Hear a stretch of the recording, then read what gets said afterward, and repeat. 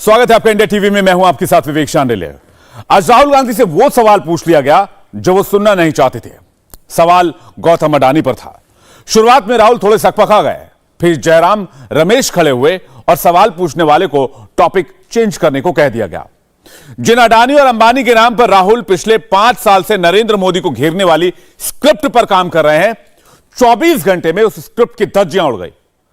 राजस्थान से लेकर कांग्रेस की भारत जोड़ो यात्रा तक हर तरफ इस वक्त मोदी, राहुल और अडानी के ही चर्चे हैं।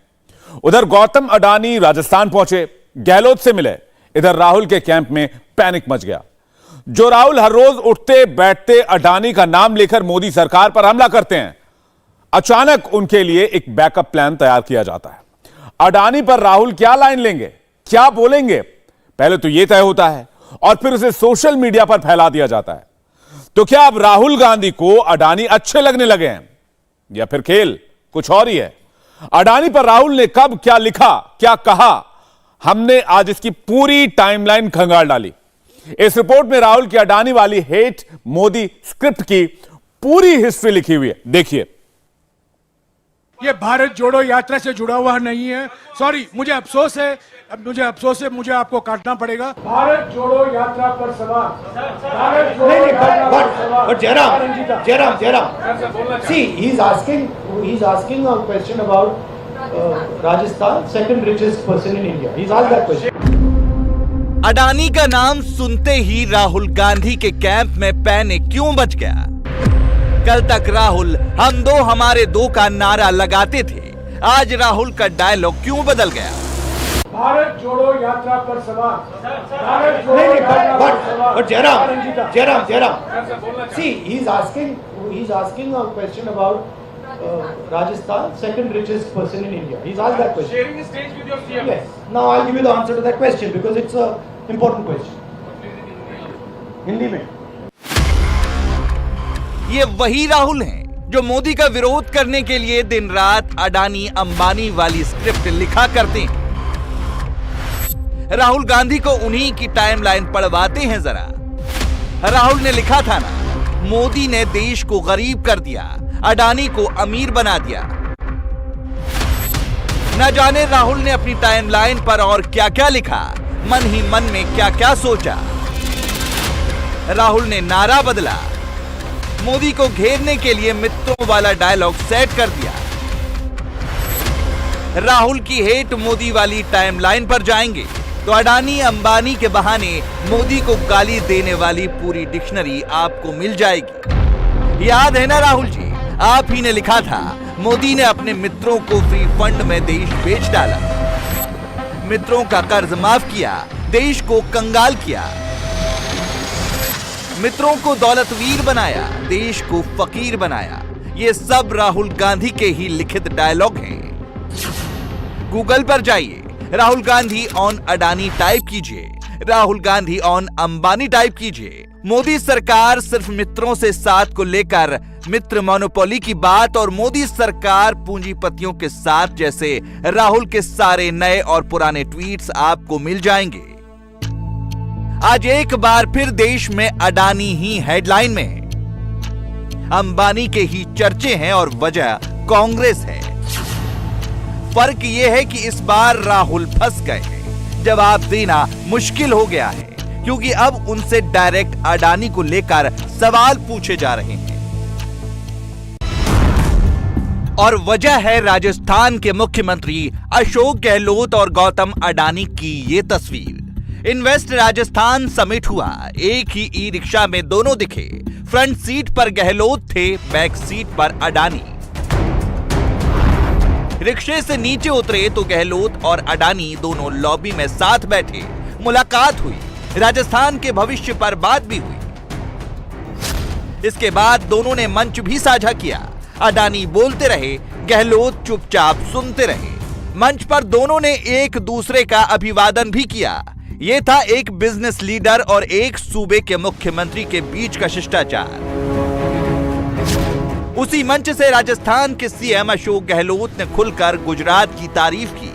अडानी को अडानी भाई कहकर बुलाया। इसके बाद ही कांग्रेस का सिस्टम सन्नाटे में चला गया। आज तो गौतम अडानी का नाम सुनते हैं कि दुनिया के 2 अमीर लोगों में आ गया है। ये तो आपका बधाई के पात्र है। आप जो गुजरात की बात अभी कर रहे थे गौतम भाई, गुजराती तो देखिए आज़ादी के पहले से ही बहुत सक्षम रहे हैं। आपके वहाँ तो टेक्सटाइल उद्योग और क्या क्या इंडस्ट्री, औद्योगिकरण जो मैं समझता हूँ कि आज़ादी के पहले से ही गुजरात में बहुत ज़्यादा रहा है। गुजरातियों का माइंड ही व्यापारिक माइंड रहा है शुरू से ही, और इसीलिए सक्षम राज्य रहा है। आर्थिक रूप से संपन्न राज्यों में महाराष्ट्र, गुजरात, ज़्यादा गुजरात समझ लीजिए, हमेशा रहा है। और कई बड़े बड़े उद्योगपति उस जमाने में भी, मैं पूछ रहा था अभी गौतम भाई, विक्रम साराभाई से लगा के दादी भाई, कई लोग रहे हैं। बाद में धीरूभाई अंबानी आ गए, अब गौतम भाई आ गए, तो गुजरात का अपना एक और अलग रहा है। गहलोत ने जो कहा और जो किया वो बिल्कुल सही है। राजस्थान में इन्वेस्टर मीट हुई थी, वहां पर अडानी को बुलाया गया था। अडानी ने राजस्थान में 60,000 करोड़ के निवेश का फैसला भी किया। इसी के बाद पहले अशोक गहलोत और बाद में उनके बेटे वैभव गहलोत ने अडानी को थैंक यू कहा। जो डिस्ट्रिक्ट में जहाँ मेडिकल कॉलेज नहीं है, वहाँ सिविल हॉस्पिटल के साथ में किस तरह से मेडिकल कॉलेज में योगदान दे सकते हैं, उसके ऊपर हुआ है। और दूसरा, उदयपुर में क्रिकेट स्टेडियम के लिए गहलोत जी से और जोशी साहब से बात हुआ है, और उसके अंदर अदानी फाउंडेशन, अदानी ग्रुप की ओर से हम पूरा उसको बनाने के लिए पूरा सहयोग देंगे। मैं ऑनरेबल श्री गौतम अडानी जी को और टोरेंट ग्रुप के चेयरमैन साहब को बहुत बहुत मेरी ओर से बहुत बहुत धन्यवाद देता हूं उदयपुर स्टेडियम के लिए और जो एकेडमी की इन्होंने घोषणा की उसके लिए। राजस्थान के मुखिया उनके बेटे गौतम अडानी की तारीफ करते नहीं थक रहे, जबकि कांग्रेस का इकोसिस्टम उन्हीं गौतम अडानी की अमीरी पर कई महीनों से हेट मोदी वाली सियासी रोटियां सेक रहे हैं। मिस्टर गौतम अडानी को लेके भी, हमें गौतम अडानी हो या कोई भी अडानी हो, अंबानी हो, अडानी हो, अमित शाह के लड़के का नाम जैसा है वो हो, हम सबका स्वागत करें यहाँ पर जो इंडस्ट्री के लोग हैं। हमें तो रोजगार चाहिए, इन्वेस्टमेंट चाहिए। धन्यवाद, बहुत धन्यवाद। गहलोत और अडानी की जुगलबंदी के बीच जैसे ही सोशल मीडिया पर राहुल के पुराने ट्वीट्स वायरल हुए, राहुल को डिफेंड करने वाली एक नई स्ट्रेटेजी लॉन्च कर दी गई। पहले जयराम रमेश ट्विटर पर आए, राहुल के पुराने बयानों को डिफेंड किया और बिना किसी आधार के मोदी पर काउंटर अटैक कर दिया। इसके बाद कांग्रेस ने अपने राष्ट्रीय प्रवक्ताओं को काम पर लगाया, अडानी पर राहुल के दिए बयान को फैलाया। लेकिन अडानी पर मोदी विरोध की पॉलिटिकल लाइन लेकर चलने वाले राहुल आज उन्हीं अडानी पर पूछे गए सवाल पर बचकर निकलने की कोशिश करते दिखाई दिए, बैकफुट पर चले गए। मिस्टर अडानी ने राजस्थान के लिए 60,000 करोड़ रुपए का इन्वेस्टमेंट का प्रपोजल दिया है। कोई भी चीफ से प्रपोजल को रिफ्यूज नहीं कर सकता, ठीक है। मेरी पोजीशन मोनोपोली के खिलाफ है। राजस्थान सरकार ने अडानी जी को कोई प्रेफरेंशियल ट्रीटमेंट नहीं दिया है। राजस्थान की सरकार ने अपने पॉलिटिकल पावर को यूज करके अडानी जी की बिजनेस की मदद नहीं की है। मेरा विरोध इस बात का है कि बीजेपी की सरकार 2-3 लोगों को हिंदुस्तान के सब बिजनेसेस की मोनोपोलिस्ट बना रही है, और इसके मैं खिलाफ हूं। मैं ना बिजनेस के खिलाफ हूं, ना कॉर्पोरेट्स के खिलाफ हूं। मैं कंसंट्रेशन ऑफ कैपिटल के खिलाफ हूं। अब देखिए, अगर पूरा का पूरा पॉलिटिकल पावर अनफेयरली 2 या 3 व्यक्तियों की मदद करने में लग जाएगा तो इससे हिंदुस्तान का नुकसान होता है। अगर राजस्थान की सरकार ने अडानी जी को गलत तरीके से राजस्थान में बिजनेस दिया तो मैं उसके बिल्कुल खिलाफ हूं, मैं खड़ा हो जाऊं। मगर अगर फेयर प्रोसीजर के साथ दिया है, I have no problem. Rahul भले ही अब शब्दों का खेल खेल रहे हों, लेकिन जो शब्द वो पहले इस्तेमाल कर चुके हैं उन्हें वापस कैसे लेंगे? सच तो यह है कि राहुल की पूरी पॉलिटिक्स ही यही है। मोदी का विरोध करते करते देश के लोग यानी जो हिंदुस्तानी बिजनेसमैन हैं उन्हीं का विरोध करते आए हैं। यानी जो इंडस्ट्रियलिस्ट लाखों लोगों को नौकरी दे रहे हैं, राहुल उन्हीं को घेरते रहे हैं। एक बार नहीं, अलग अलग मंचों पर कई बार ऐसा कर चुके हैं। जो पूंजी है हिंदुस्तान की, उसको आप अपने अरबपति मित्रों को क्यों दे रहे हो, क्यों बेच रहे हो? नरेंद्र मोदी जी, खट्टर जी, इन 15 लोगों के लिए काम करते हैं। नाम आप जानते हो, अरबपति हैं। और उधर नरेंद्र मोदी कहता है भ्रष्टाचार खत्म हो गया, भ्रष्टाचार खत्म हो गया। अंबानी अदानी का लाउड स्पीकर है नरेंद्र मोदी, समझो बात। अंबानी अदानी का लाउड स्पीकर है नरेंद्र मोदी, समझो बात। अंबानी अदानी का लाउड स्पीकर है नरेंद्र मोदी, समझो बात। अंबानी अदानी का लाउड स्पीकर है नरेंद्र मोदी, समझो बात। ये तो राहुल का सिर्फ एक टेप था जिसमें वो उद्योगपतियों का नाम लेकर मोदी को टारगेट करते दिखाई दिए। इंटरनेट पर जाएंगे तो ऐसे 50 वीडियो आपको मिल जाएंगे।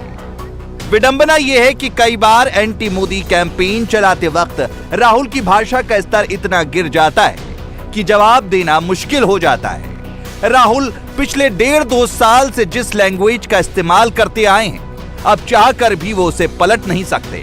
कभी सड़क पर, कभी संसद में, तो कभी ट्विटर पर राहुल की टाइमलाइन मैच्योर नहीं, काफी इमैच्योर नजर आती है। इसके कुछ और सैंपल्स देखिए। ये चोरी करना चाहते हैं, ये पूरा का पूरा पैसा अंबानी अदानी इन लोगों को जेब में डालना चाहते हैं, और हिंदुस्तान समझ रहा है, देख रहा है। सबसे 2 मोनोपोलिस्ट के बारे में थोड़ा सा बोलूंगा। उसको वो कोरोना के समय अलग अलग वेरिएंट्स आते हैं ना, डेल्टा, ओमिक्रॉन, वो AA वेरिएंट है। और वो पूरा का पूरा हिंदुस्तान की जो अर्थव्यवस्था है उसके अंदर फैल रहा है। एक व्यक्ति को, नाम नहीं लूंगा, एक व्यक्ति को हिंदुस्तान के सब पोर्ट्स, ब्रांड का नाम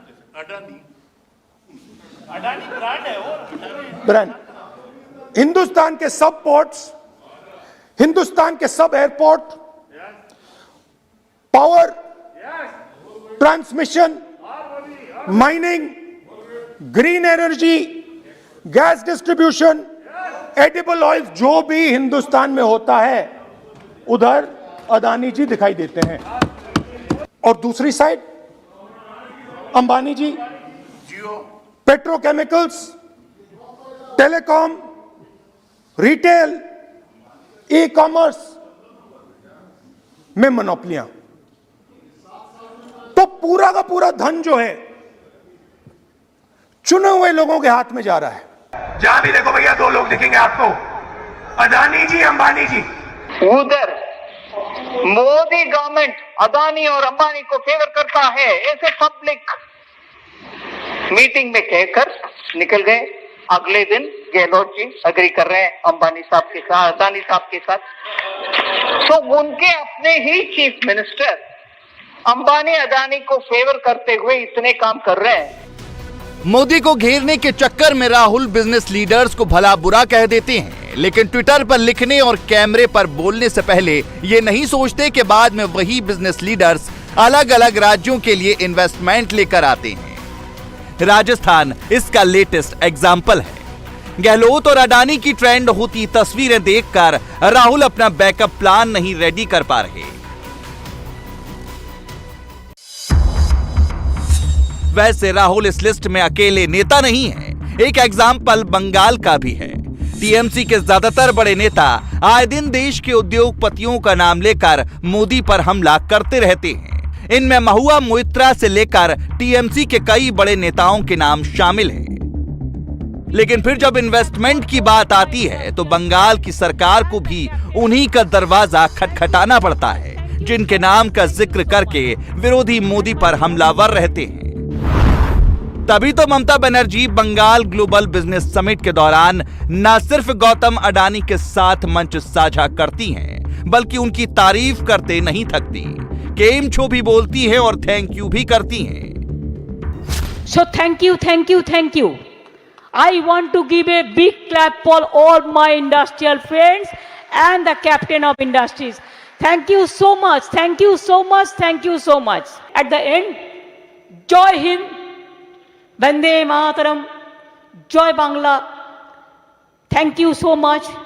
Namaskar, Namaste, Namaskarinda. আপনাদের সকলকে বলবো কেম ছো?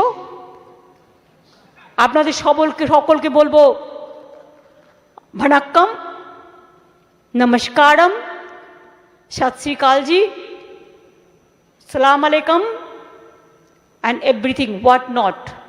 Thank you so much.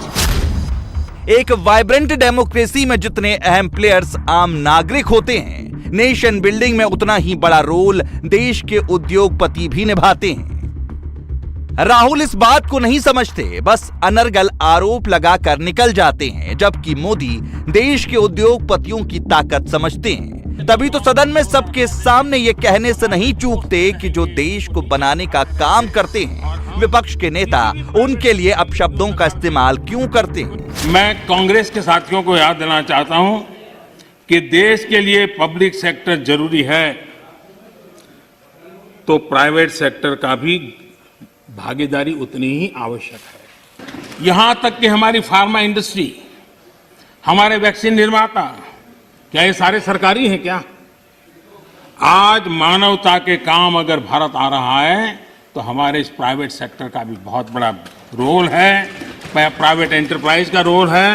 और हमें हमारे देश के नौजवानों पर भरोसा होना चाहिए, हमारे देश के नौजवानों पर भरोसा रखना चाहिए। इस प्रकार से कोसते रहेंगे, उनको नीचा दिखाते रहेंगे और हम किसी भी प्राइवेट एक्टिविटी को नकार देंगे। कोई जमाना होगा जब कुछ सरकार करेगी, उस जमाने में जरूर होगा, किया होगा। आज दुनिया बदल चुकी है, समाज की अपनी ताकत है, देश के अंदर ताकत है। हर एक किसी को अवसर मिलना चाहिए और उनको इस प्रकार से बेईमान घोषित करना, उनके लिए गंदी भाषा का प्रयोग करना, ये कल्चर किसी जमाने में वोट पाने के लिए काम आया होगा, आज वो आने वाला नहीं है। मोदी ऐसे खुलकर बोलते हैं, इसीलिए तो विरोधी इतना जलते हैं।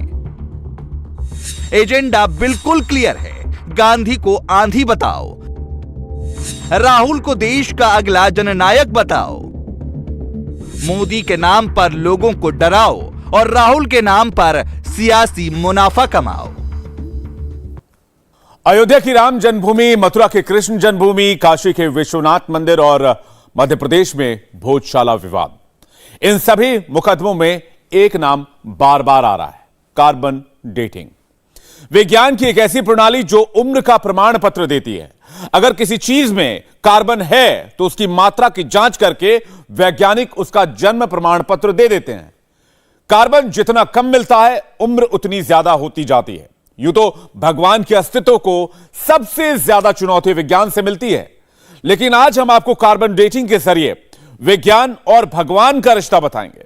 देश के 4 बड़े धार्मिक मुकदमों में भगवान के घर पर कब्जे की लड़ाई में कौन सही है और कौन गलत, इस फैसले के लिए देश की निगाहें अब कार्बन डेटिंग पर टिकी हुई हैं।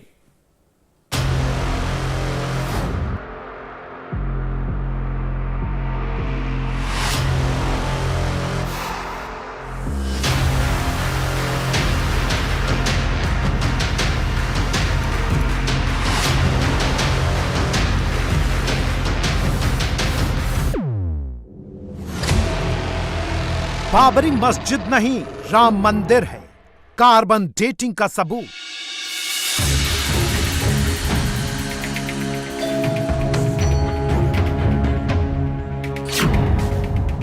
ईदगाह के नीचे कृष्ण जन्म स्थान वाला कंस कारागार, कार्बन डेटिंग के सबूत।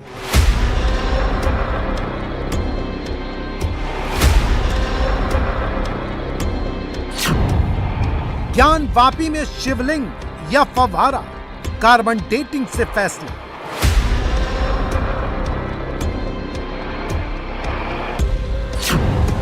भोजशाला में मंदिर या मजार, कार्बन डेटिंग से फैसला।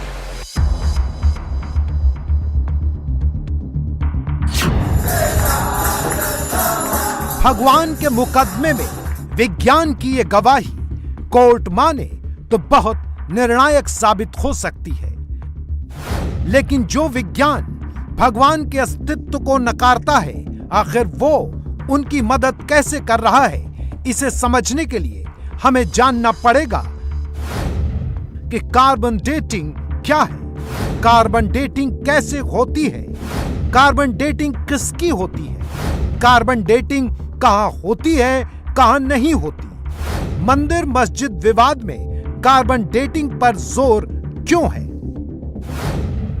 कार्बन 14 डेटिंग उन चीजों पी जाती है जिसमें कार्बन मिले। ध्यानंदी हैं, उनके समक्ष जो भी स्ट्रक्चर है वो शिवलिंग ही होगा, ऐसी मेरी मान्यता है। दूसरा प्रणाल सिस्टम, जिसमें कि उन पर चढ़ाए जाने वाले जल निश्चित रूप से उत्तर तरफ ही बहता है, और प्रणाल सिस्टम वही नहीं बल्कि अभी उन्होंने बभनियाओं में और माटिगांव में एक्सकर्शंस किए हैं। दोनों जगहों पे आज से 1500 से 2000 वर्ष पूर्व जो मंदिर बने हैं, प्रणाल सिस्टम ठीक उसी दिशा में हमको इंडिकेट करता है। काशी विश्वनाथ मंदिर के बगल में बनी ज्ञान वापी मस्जिद में शिवलिंग मिलने का दावा हिंदू पक्ष कर रहा है। मुस्लिम पक्ष का दावा है कि वो फव्वारा है, जिसका इस्तेमाल नमाज से पहले हाथ मुंह धोकर शरीर को शुद्ध करने के लिए किया जाता है और उसे वजूखाना कहते हैं। यहाँ गौर करने वाली बात है कि हिंदू पक्ष के वकील 3 शब्दों का उल्लेख कर रहे हैं: साइंटिफिक जांच, जीपीआर सर्वे, कार्बन डेटिंग। इन तीनों का मकसद है ये तय करना कि यहाँ पहले शिवलिंग है या फव्वारा, यहाँ मंदिर है या मस्जिद, और फिर ये कि यहाँ हिंदू पूजा करेंगे कि मुस्लिम नमाज पढ़ेंगे। इस तरह से ये बातें इतिहास में जा रही हैं, तो हमने इतिहासकार मक्खन लाल से बात की और पूछा कि इतिहास का फैसला करने में कार्बन डेटिंग की, साइंटिफिक एविडेंसेस की क्या भूमिका हो सकती है। अजंता एलोरा की गुफाएं हैं, कार्ला और भाजा की गुफाएं हैं पूना के पास। अब जैसे हमें उससे पता था, लिपि से, ब्राह्मी लिपि से पता था कि पहली दूसरी शताब्दी ईसा पूर्व की ये हैं गुफाएं, लिपि से पता था। लेकिन अगर आप कार्ला की केव में जाएं तो ऊपर छतों में लकड़ी के लगे हुए हैं रैफ्टर्स, और ये पक्का है कि ये रैफ्टर उसी समय लगाए गए थे जब ये केव्स बनाई गई। तो ये हुआ कि अगर इस लकड़ी को कार्बन 14 डेटिंग से कर लिया जाए तो हमें डेट इससे कंफर्म हो जाएगी। तो ये जब एक बार जब की गई कार्बन डेटिंग, तो वो बात कंफर्म हो गई कि पहली दूसरी शताब्दी ईसा पूर्व की है। अयोध्या, मथुरा, काशी और भोजशाला उत्तर प्रदेश और मध्य प्रदेश के ऐसे धार्मिक स्थल हैं जहां विवाद का वजूद है। इसमें से अयोध्या का फैसला हो गया है और वहां करीब 200 साल की मुकदमेबाजी के बाद यह सिद्ध हो गया कि यहां पहले मंदिर था, इसलिए मंदिर ही रहेगा। अब यहां भव्य राम मंदिर का निर्माण हो रहा है। यह साबित करने में कि यहां मस्जिद का दावा गलत है और मंदिर का सही है, कई तरह के सबूत इस्तेमाल किए गए। इसमें कुछ वैज्ञानिक सबूत भी इस्तेमाल हुए, जिसमें से एक कार्बन डेटिंग भी है। इसका इस्तेमाल ये जानने के लिए किया गया कि मंदिर और मस्जिद की उम्र कितनी है, कौन पहले जन्मा कौन बाद में। मंदिर और मस्जिद के वजूद के मुकदमे में कार्बन डेटिंग का महत्व अदालत की नजर में क्या है, ये तो आप समझ गए हैं। मतलब ये साफ है कि कार्बन डेटिंग निर्णायक नहीं, सहायक सबूत है। कार्बन डेटिंग को एक्सपर्ट सलाह का दर्जा है। कार्बन डेटिंग के साथ अन्य सबूतों की जरूरत पड़ेगी। कोर्ट कार्बन डेटिंग को सबूत माने या नहीं, ये उसका विवेक है। इसकी मैं बताने की हाफ लाइफ टाइम एक कार्बन मॉलिक्यूल्स के जो C14 होते हैं एटम, उसकी हाफ लाइफ होती है 7530 साल। एक लंबा टाइम होता है। इसमें कैसे आप डिसाइड करेंगे कि कितना है? जब वो आधे खत्म होते हैं उसका आप जब आधे खत्म होंगे तो ये माना जाएगा कि इसका इतना टाइम खत्म हो चुका, ये इतने पुराने होंगे। यहाँ पर इसको नहीं डिसाइड कर पाएंगे। कैसे डिसाइड करेंगे? कितना बड़ा साइंटिस्ट होगा, क्या डिसाइड करेगा? और ये सन 66 में इसकी जांच अभी खोज हुई है और उसे ये पता किया जा रहा है, लेकिन यहाँ पर वो जो है सफिशिएंट नहीं है। हिंदू पक्ष को लगता है कि कार्बन डेटिंग से मंदिर की प्राचीनता सिद्ध हो सकती है, जबकि मुस्लिम पक्ष कार्बन डेटिंग की मांग को सही नहीं मानता है। ये विरोध एक सवाल को जन्म देता है और वो ये कि क्या कार्बन डेटिंग से स्थापित इतिहास की कोई मान्यता बदली है?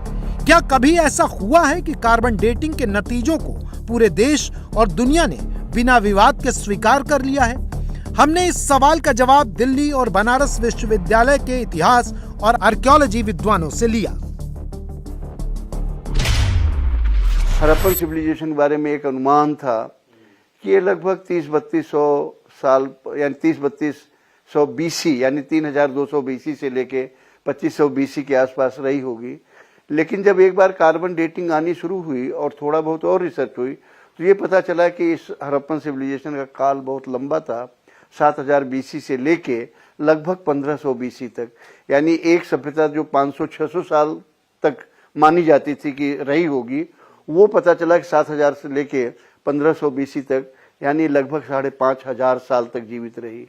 तो एक तरह से कार्बन 14 डेटिंग से उन चीज़ों का कंफर्मेशन हो जाता है जो पहले से पता है, या वो चीज़ें भी सामने आ जाती हैं, वो कालखंड भी सामने आता है जो नहीं पता है। मलहर में डॉक्टर राकेश तिवारी जी ने जो लोहे के अवशेष खोजे और वहाँ पे जो भी कार्बन डेटिंग हुई, वो कार्बन डेटिंग लोहे की प्राचीनता को लगभग 700 वर्ष पहले लेके चली गई।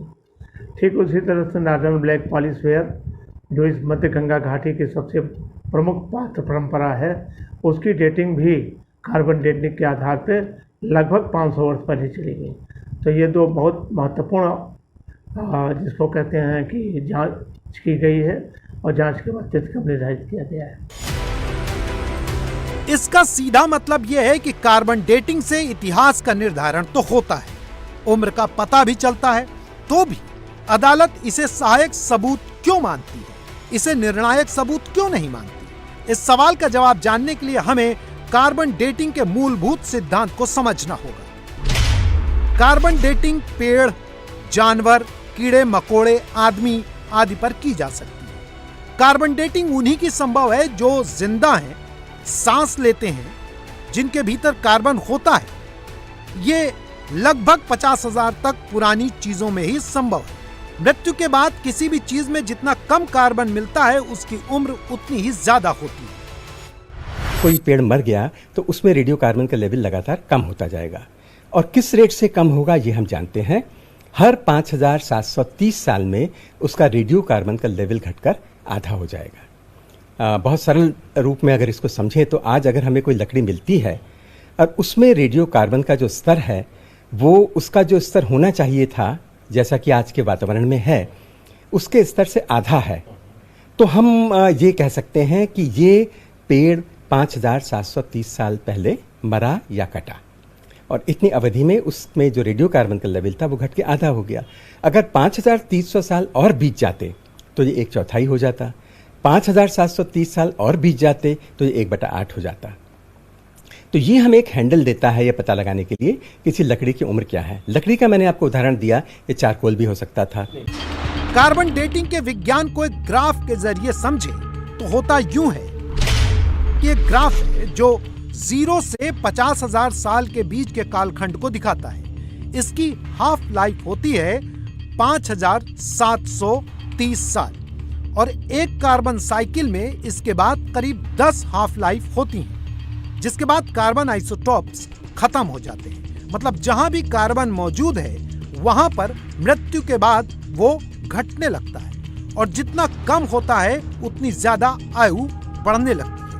लेकिन ये 57,300 साल तक की उम्र ही बता सकते हैं, क्योंकि कार्बन तत्व की उम्र इतनी ही होती है और इसके बाद वो मिलते नहीं, इसलिए कुछ तय नहीं किया जा सकता। अब आपको कार्बन डेटिंग का विज्ञान समझ में आ गया होगा। आपको ये भी पता चल गया होगा कि पत्थर में कार्बन नहीं होता है। तो फिर काशी विश्वनाथ मंदिर में शिवलिंग और फव्वारे के दावे में सही गलत का फैसला कैसे होगा? और अगर ये किया जाता है तो शिवलिंग अखंडित कैसे रहेगा? ये सवाल हमने हिंदू पक्ष के वकील से किया तो उनका जवाब क्या रहा, ध्यान से सुनिए। हिंदू पक्ष की माने तो कार्बन डेटिंग शिवलिंग के आसपास मौजूद उन चीजों की हो सकती है जिनमें कार्बन मौजूद हो। तो ऐसे में सवाल उठता है कि मंदिर में ऐसा क्या होता है जहां से कार्बन डेटिंग के लिए सैंपल्स लिए जा सकते हैं। इसे एक प्रतीकात्मक चित्र के जरिए समझिए। जब हम किसी मंदिर के गर्भगृह में जाते हैं तो वहां लगे लकड़ी के दरवाजे में कार्बन होता है। देवमूर्ति या शिवलिंग पर चढ़ाए गए फूल में कार्बन होता है। मूर्ति या शिवलिंग में चढ़ाए गए अन्न जिसमें चावल और तिल प्रमुख हैं में कार्बन होता है। मूर्ति या शिवलिंग में लगाए गए भोग और चढ़ाए गए प्रसाद में कार्बन होता है। मंदिर के भीतर जो आले हैं उनमें जलाए गए दीप से कार्बन निकलता है।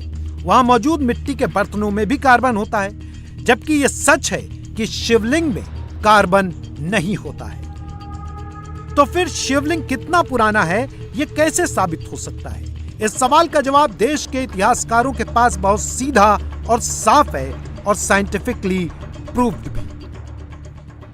आपके सामने ये इमेज पड़ी है। डेटिंग नहीं की जा सकती रेडियो कार्बन से, क्योंकि इसमें रेडियो कार्बन नाम की चीज होती ही नहीं।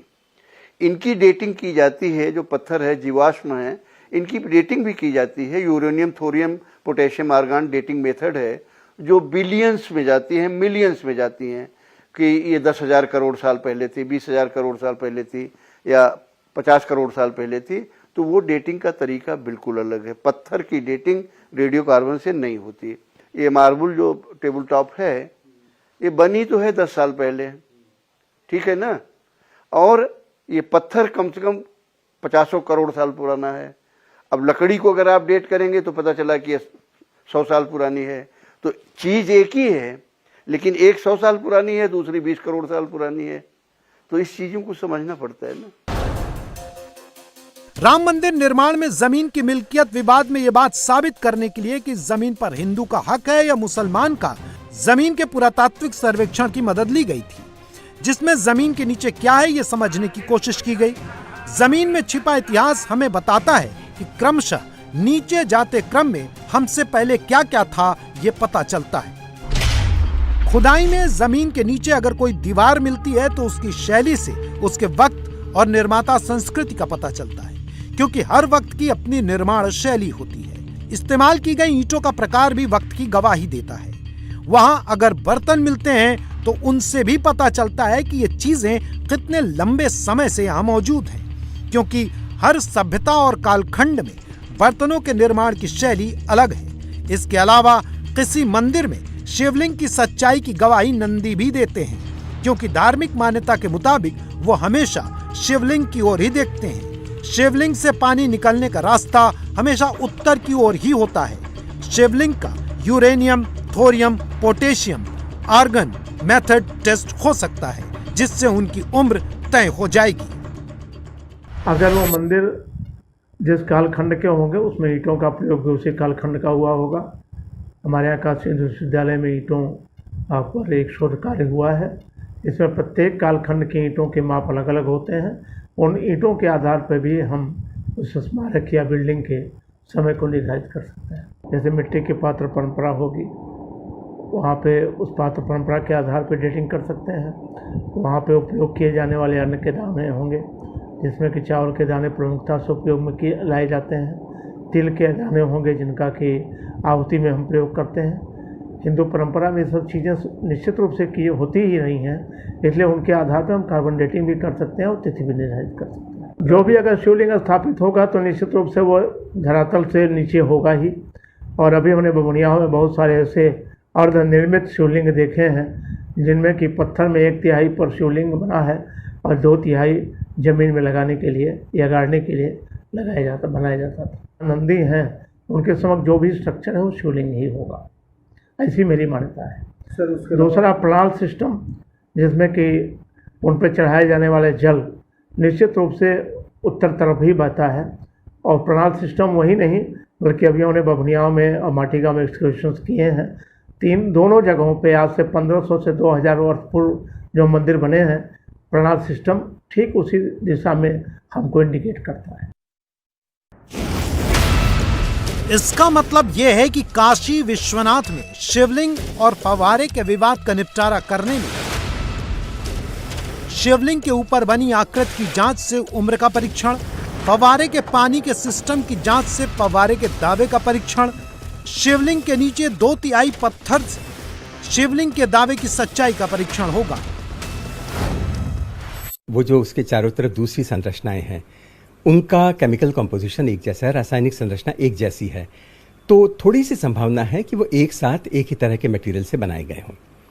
दूसरी बात यह है कि सीमेंट जो दुनिया में आया वो 19वीं शताब्दी में आया, तो अगर कोई संरचना सीमेंट उसमें उपयोग किया गया है तो वो 19वीं शताब्दी की होगी, उससे पहले की नहीं हो सकती। तीसरी बात, उन दोनों में जो पदार्थ यूज़ किए गए हैं वो एक जैसे हैं, एक तो केमिकल स्टडीज से पता चलेगा, दूसरा अगर उनमें आइसोटोपिक स्टडीज भी की जाएंगी तो ये संकेत मिल सकता है कि वो दोनों एक ही सोर्स से आए हैं या नहीं आए हैं। ऑफ कोर्स ये संभावना भी है कि जो शिवलिंग है वो अलग स्रोत के मटेरियल से बनाया गया हो और जो बाकी चारों तरफ की चीज़ें हैं वो किसी और से, या अगर वो फव्वारा है तो वो दोनों अलग अलग मटेरियल से बनाई गई हों। तो मेरा कहना इसमें यह है कि ये कोई जैसे कहा जाता है ना कि ओपन एंड शट केस, वो वाला चीज़ नहीं है। इसको बहुत सिस्टमेटिकली कई एंगल से देख के इसका अध्ययन करना पड़ेगा, तब ये हल निकलेगा। इसको बहुत आसान रूप में प्रेजेंट कर दिया गया है। एक शब्द एक हाँ, कार्बन डेटिंग लोगों को मिल गया है तो लोगों को लगता है कि ये जो है अलादीन का जिन की तरह है, आपने कार्बन डेटिंग किया और आपकी समस्याओं का हल हो गया, ऐसा नहीं है।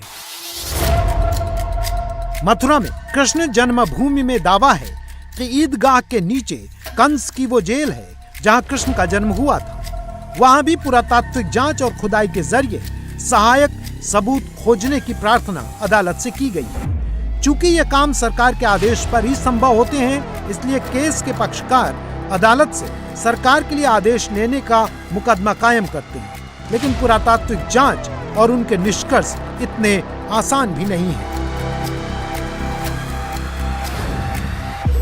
जब हम किसी मूर्ति या किसी शिवलिंग की डेटिंग की बात करते हैं रेडियो कार्बन डेटिंग से, तो सबसे महत्वपूर्ण पहले ये जानना है कि वो बनी हुई किस चीज़ की है, किस तरह के पत्थर से बनी है। तो मुझे लगता है कि केवल ये कहना है कि इसकी रेडियो कार्बन डेटिंग से हल निकल आएगा, ये गलत है। उस पत्थर किस प्रकार का है इसकी भी स्टडी होनी चाहिए। उसके आसपास में उससे जुड़ी हुई जो दूसरे पदार्थ हैं उनकी भी स्टडी होनी चाहिए। उदाहरण के लिए उससे जुड़ी हुई कोई लकड़ी है जो समकालीन है, उसकी डेट होगी, और अगर वो समकालीन स्थापित की जा सकती है तो हमें इसकी भी डेट पता चल गई।